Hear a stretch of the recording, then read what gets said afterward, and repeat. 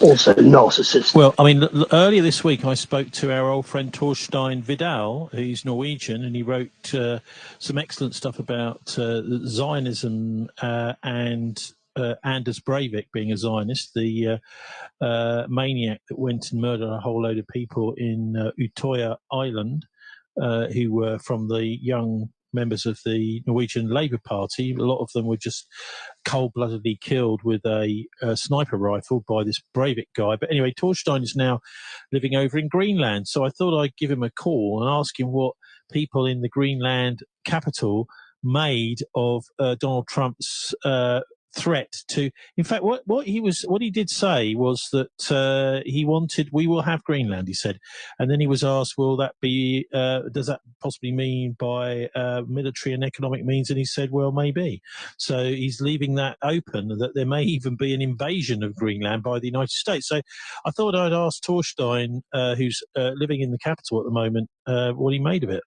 The Greenlanders and the Inuits are pretty stoic people. You know, they are not panicking like people in Copenhagen and in the EU cities and countries. So how it goes down here is more like, yeah, that's interesting. You know, we have been for a number of decades in a transition into ever more independence of Denmark. And I would just like to take you down the road of Danish colonization history for the Nordic countries, right? So Norway became free from Denmark in 1814, following the Napoleonic Wars. And we got our constitution in May 1914. That's why we celebrate 17th of May. Iceland got free from Denmark in 1944, following World War II, where there were some German attempts and the English, I think, occupied the island during the war. But then Greenland has been under Denmark ever since 1721, so it's been a long time as a colony and lately as a self-governing territory.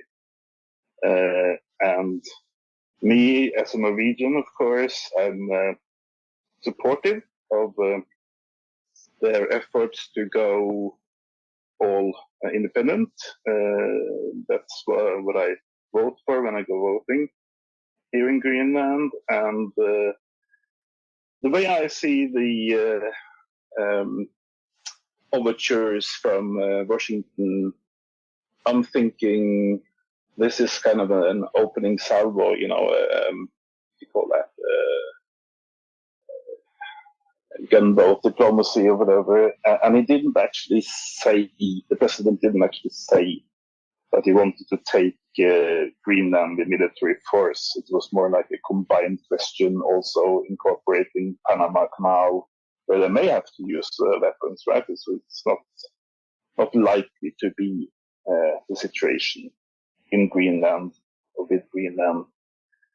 So Denmark, Copenhagen, they are very worried about, first of all, they have a severe case of TDS, trunk derangement syndrome, so that everything he says is sort of the worst thing ever all the time. But also it's more like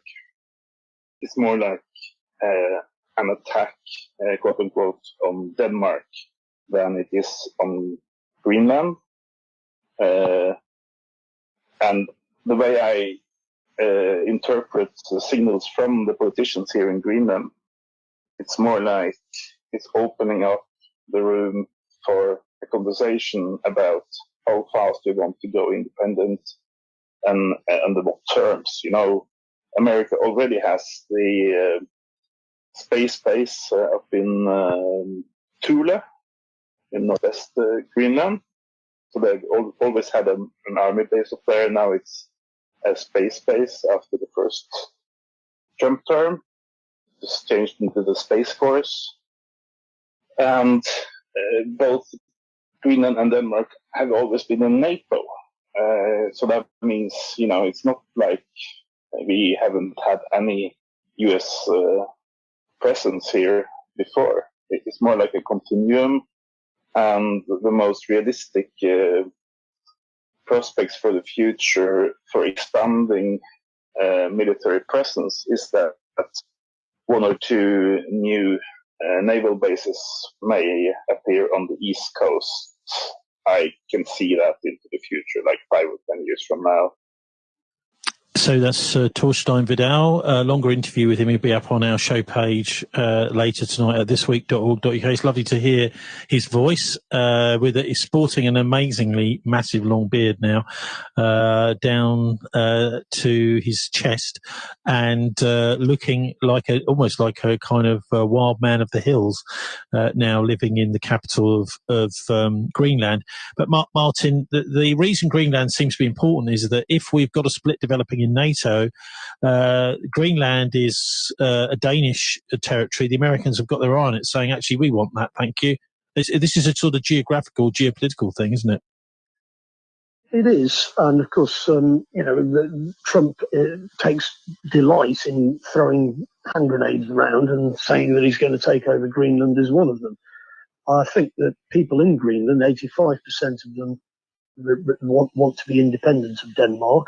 The problem with being independent of Denmark is that they do get Danish social security. So in other words, the Danes subsidise the Greenlanders.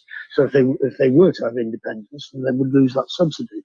And of course, there's already an American base there. And of course, they're now talking about the Arctic being militarised. But of course, that was one of the things that the Russians and the Americans were discussing in Saudi Arabia. Well, I mean, one of the things that Torstein talks about is this thing called Thule Air Base, Thule Air Base, which is a US air base in Greenland. So they're kind of already there as a NATO country. It's now being taken over by the United States Space Force, apparently. And the pictures of it, you expect Greenland to be completely covered in ice. It's not. The city, which is called Nuuk, the capital, which is where Torstein is mostly green most of the year, as is the Thule Air Base. But the Americans are already in there, Martin. Well, that's right. So they want to take over Greenland for two reasons. A, because of its geographical location in terms of stopping people coming, stopping Russian fleets coming into the Atlantic, but also because there's plenty, because of the Arctic is melting, there's a possibility of all sorts of minerals and oil and so on in Greenland, which the Americans want.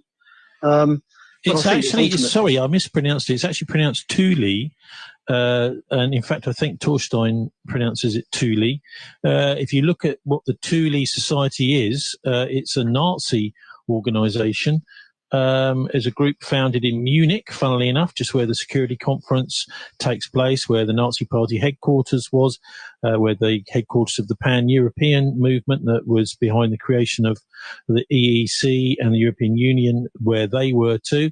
And it was created shortly after World War I and named after a mythical northern country in Greek legend. So maybe that's why the US government is considering changing the name of this airbase. It does sort of, it's almost like they're doffing their cap to the Nazis, putting that base there and calling it this name. Well, I mean, that's in a way neither here nor there, isn't it? It's to do with the US desire to dominate the Western Hemisphere, the Monroe Doctrine and all the rest of it. I think what might happen is that the Greenlanders will vote, because they're going to have an election very shortly. They may decide to be independent of Denmark, and they could perhaps leave NATO and say the Americans got to take their base and go home. That would be interesting if that happened, wouldn't it? Would it? I think that they wouldn't be able to do that. Well, they probably wouldn't be allowed to do that because there's no democracy, is there? We all know that. No, as we're about to hear from... I'm Torstein Vidal. I live in Nuuk in Greenland, and I'm here to write my second novel after the first novel about the terror incidents in Norway back in 2011. And I'm also here to experience the amazing nature and the wilderness and ice and stuff up here in Greenland, because I'm interested in climate and nature and how we're going to go into the future from here. Yeah. So, whereabouts are you in Greenland? It's quite a big country, isn't it? Yeah, this is the west coast. It's ice-free actually all year round because of a part of the Gulf Stream, or the Gulf of America Stream, or whatever you call it now. And Nuuk is the capital of Greenland, where all the shenanigans happen. When it comes to integration with America and disintegration with Copenhagen, Denmark. Mm.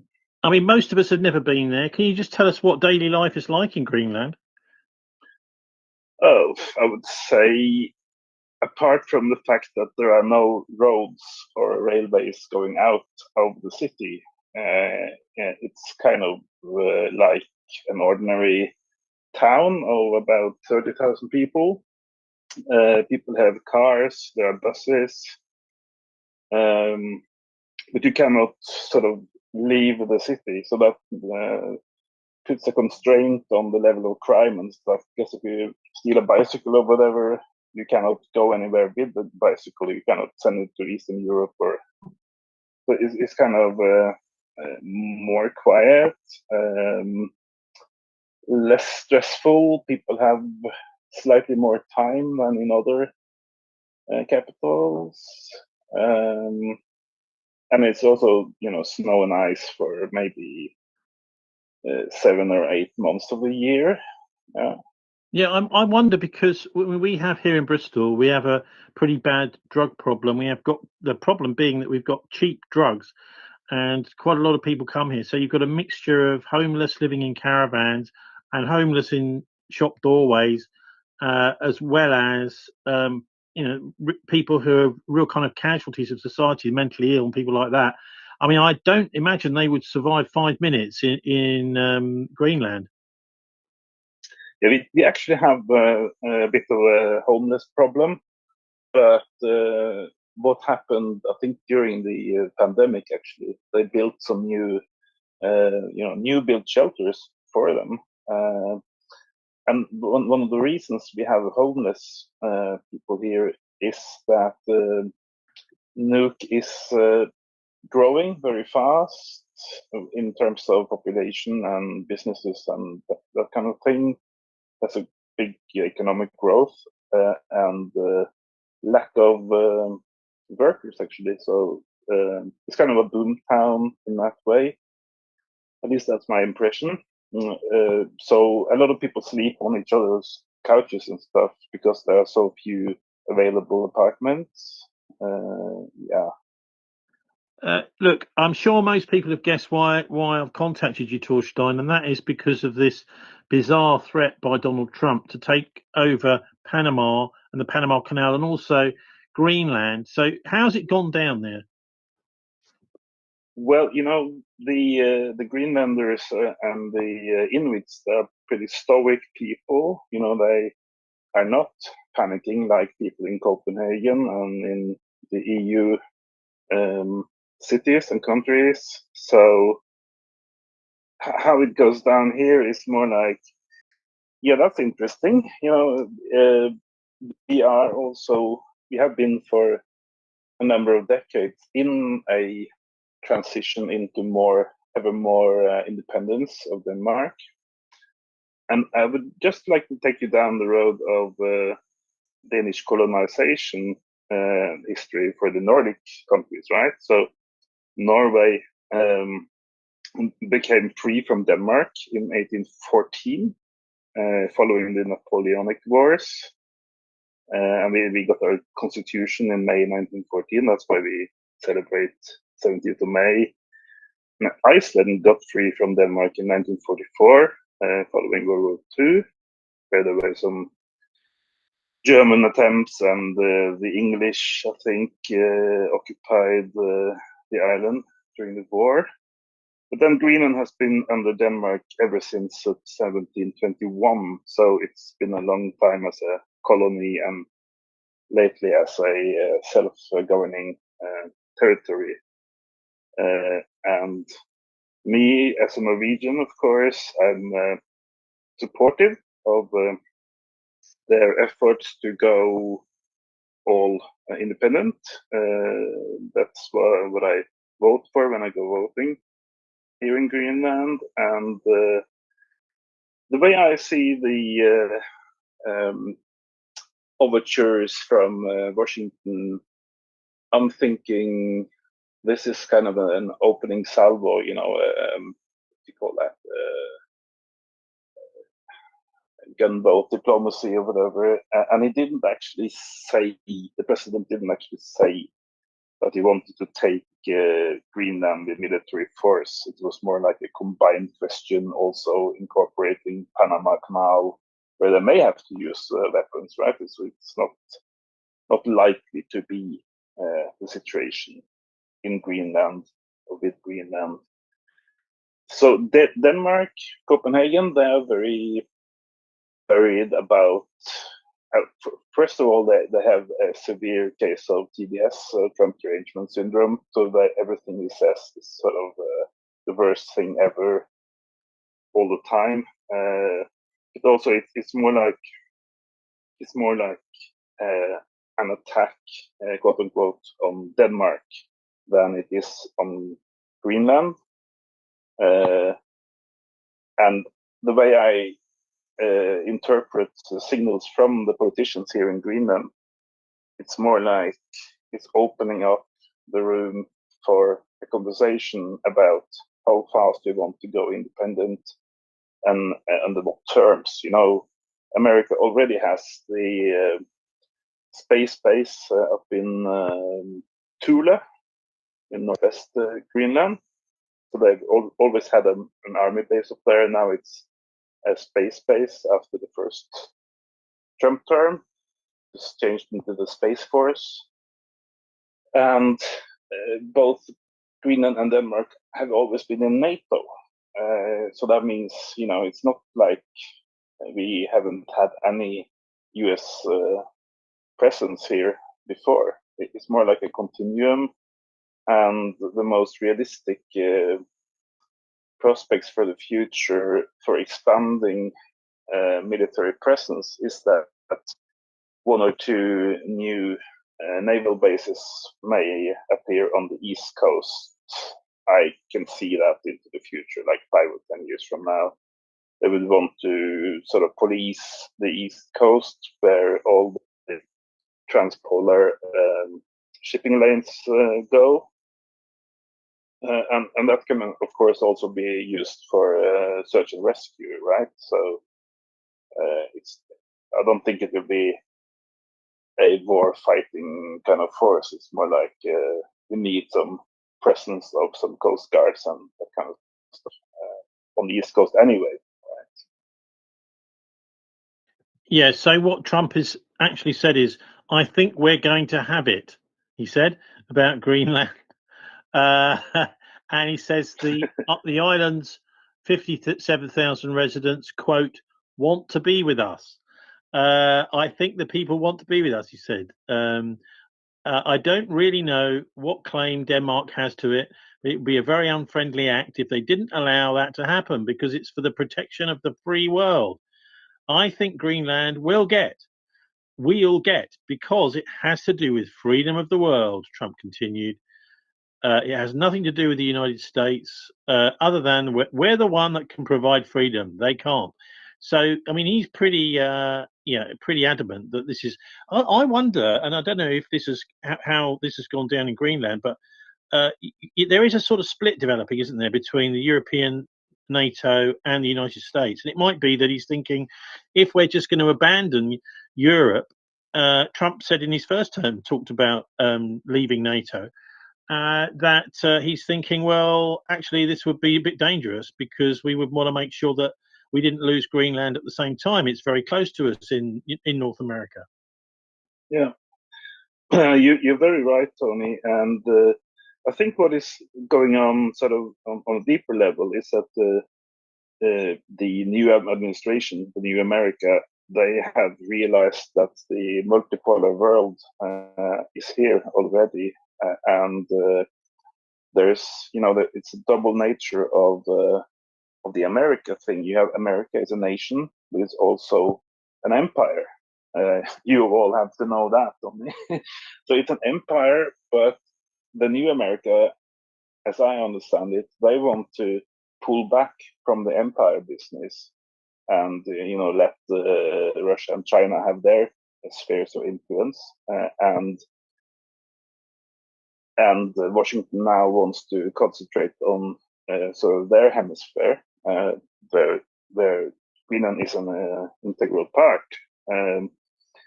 But when it comes to actual changes in policy in Denmark, I don't think it's a very big change, because they already have the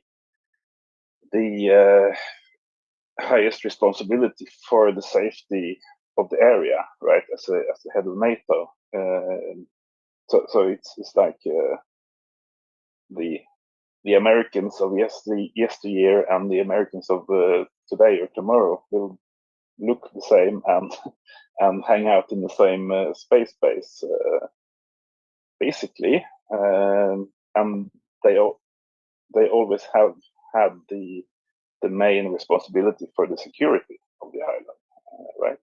Also, this week, it'd be interesting to get your comments about Trump's comments about the Ukraine war. The British Prime Minister said he thinks we should send troops to Ukraine. I'm not sure if the troops want to go, will go, if he tells them to. Quite often when Tony Blair said we're sending the commandos into somewhere or other, Afghanistan or wherever, a few months later you'd look at your watch and you thought, well, they still haven't left, because they don't necessarily do as the politicians tell them anymore, particularly after the whole weapons of mass destruction, with Iraq.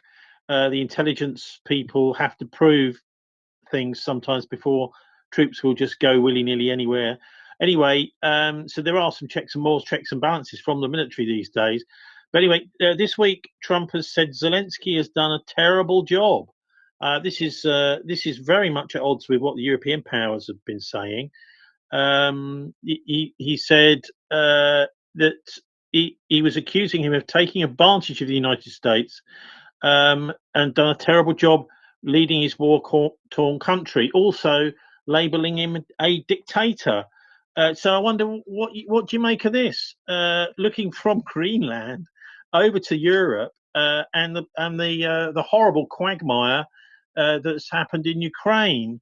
A modestly successful comedian, says Trump, Vladimir Zelensky, talked the United States of America into spending $350 billion to go into a war that couldn't be won, that never had to start, but a war that he, without the US and Trump, will never be able to settle. That's what Donald Trump posted on Truth Social on Wednesday this week. Anyway, what do you make of it? Well, what you've seen the past couple of years is, in a way, the final capitulation or the failing of the American empire, right? With the European powers being a part of that empire, and they kind of failed on the war path down there in Ukraine. And what you're seeing now with the European Union is it's become almost like a rump empire, right? Leftover part of the American empire that these days doesn't really know what to do with itself. And the Munich conference and the speech of J.D. Vance was an amazing historical kind of clash of two ways of thinking. I think one of the reasons it was such a big shock for the Europeans is that they had actually not expected that it was possible for Donald Trump to come back, because all their media had been poo-pooing and ridiculing Trump for like 8 or 10 years, and there was sort of no way that he would ever be that popular in America. So little did they know it would be a landslide in America. And I see that Ukraine war episode as sort of the last attempt for the Western powers or the empire to go to Moscow and to split up Russia into 100 tiny districts, which was their stated goal or dream. I'm pretty sure it is the last part, last chapter of the US empire, and I think many people, at least people I've been talking to in Scandinavia, are happy to see America retracting back to their own kind of part of the world and getting another role in geopolitical affairs. Well, yeah, but they're not doing that in the Middle East. They're talking about turning Gaza into some sort of American holiday resort. But anyway, in Scandinavia, but I don't want to get sort of into Middle East straight away. But in Scandinavia, how has this all gone down? You know, because you've had Sweden and Finland going over to join NATO. I just wonder if people in Scandinavia think that's a good plan, that they've had enough of being neutral. I think it's a terrible plan. As I said, it's the very last days of the US empire, and joining NATO now after being peaceful with Russia for 800 years is a very, very bad idea. And they also make themselves out to be the number one target for any potential attack from Russia because of their proximity to Moscow, right?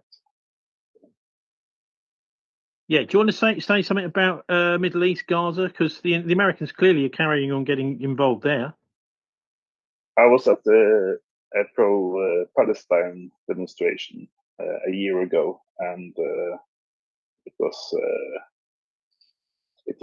nice to be with like-minded people. But the whole thing is, to me anyway, it's been just too much, and I kind of just left it to other people to sort out because it's like the same old. No hope in any direction. Well, no, I mean even Alan. Oh gosh, what was his second name? Hart, who'd been a BBC correspondent and an ITV, a Panorama filmmaker, and he'd known many of the Israeli prime ministers. I remember asking him, how is it going to be solved, this one? And he said it's never going to be solved, which is a bit terrible, a bit sad to hear. But anyway, look, let's just look at. You're in a pretty good position there up in Greenland to tell us about what's going on with the climate and the ice sheet. You know, the Arctic. So how's it all going? Can you give us a little report, an update?